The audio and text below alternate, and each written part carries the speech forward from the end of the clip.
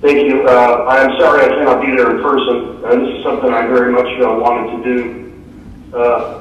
Very few things would have kept me away, but the prospect of an inch of ice and mobile is nobody can plan on, and I apologize for the inability to be there. That said, this is a terrific opportunity to talk about one of the more vexing issues I had to deal with in managing the national response to the Deepwater Horizon oil spill.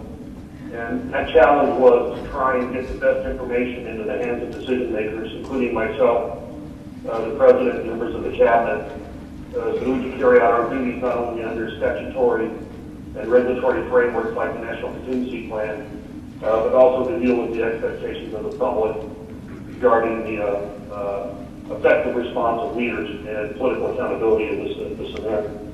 What I'd like to do is just touch on a couple of aspects of the response that bear on the panel discussion here this morning as a way to lead into a discussion about the need to have the best available science and to be able to adjust and adapt during an event to get the best available information in the hands of decision makers. As a brief background statement, we spent 20 years after the grounding of the Exxon Valdez and the passage of the Oil Pollution Act in 1990 ensuring that we had safeguards in place to prevent a major tanker accident, including liability schemes, designation of responsible parties, to ensure that there would be enough action taken. While that was going on, the deepwater industry basically evolved. We moved from rested on the outcomes of the legislation following the Exxon Valdez. I'd like to take two particular facets of that and then really zero in on one of them. The inability to make immediate decisions in the wake of the grounding of the Exxon Valdez resulted in the passing of legislation and issuing of regulations allowed for the pre-approval of federal on-sea coordinators to use in-situ burning and dispersants as a means to either remove the oil itself by means of burning or to disperse the oil, in which case it will biodegrade more quickly. Those protocols were painstakingly negotiated over a period of 10 or 15 years following the Exxon Valdez. And those pre-approvals, to the extent that they were granted, were in effect at the time of the spill. What we soon learned, though, that this spill not only being different because we were dealing with a well that was 5,000 feet below the surface and 12,000 more feet to the reservoir, was that we had at one point a spill of indeterminate volume and an indeterminate length. While we were trying to cap the well, the magnitude of the spill kept growing. The oil came to the surface under varying wind, sea, and tide conditions. We did not have a monolithic spill of 100,000 patches of oil. As we ramped up both in situ burning and dispersant use, it became very, very clear there were two parameters to our response were not anticipated in the development of the pre-approval protocols. One was the total amount of dispersants that was used, and the second was the novel application of dispersants at the wellhead 5,000 feet below the surface.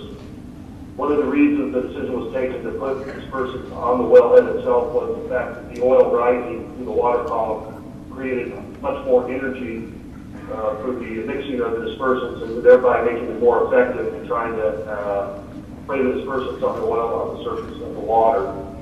But as we started to approach 1 million gallons of dispersants that were used, it raised concerns within the public, congressional overseers, and other concerned parties in the country about what the implications of that were.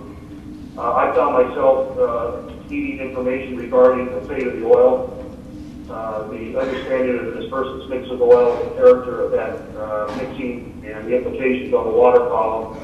There are also issues related to air quality regarding the in-situ burning, but I'll stick with the dispersants because I think it's emblematic of what we're talking about here today. The other thing is there are many recommendations to bring new technology or insert new means to respond to the oil spill during the spill, and I've said on a number of occasions that the worst time to do oil spill R&D is during an oil spill. So we were overwhelmed with the requests to try new products and technology. In addition, the parameters of the spill changed over the life cycle of the spill.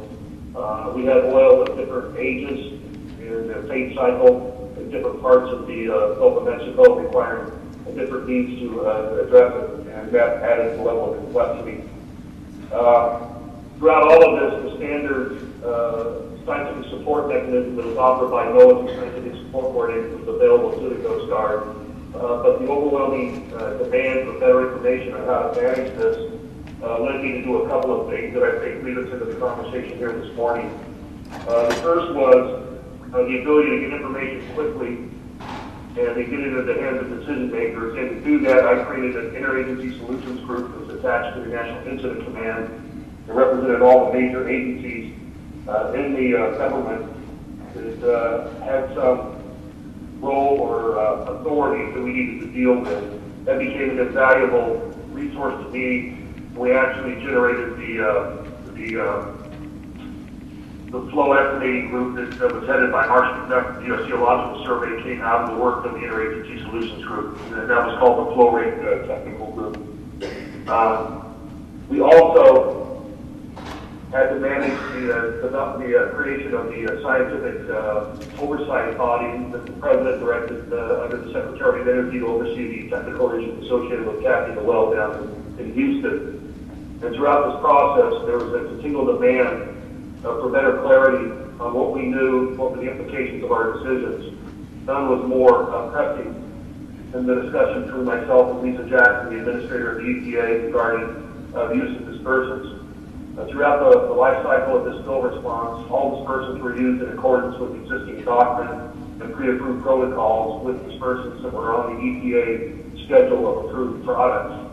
That said, the amount of dispersants and the application of dispersants below the surface raised significant issues that were almost impossible to deal with from a science standpoint while you're actually doing the spill itself.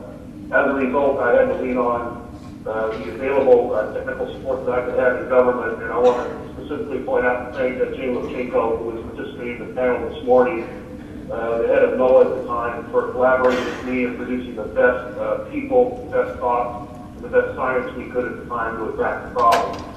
That said, in closing for my remarks on the panel here this morning, it was my recommendation and testified before the Oil Spill Commission and before Congress that we need to close on the subject of science support during an oil spill and understand how that needs to be institutionalized in the National Contingency Plan.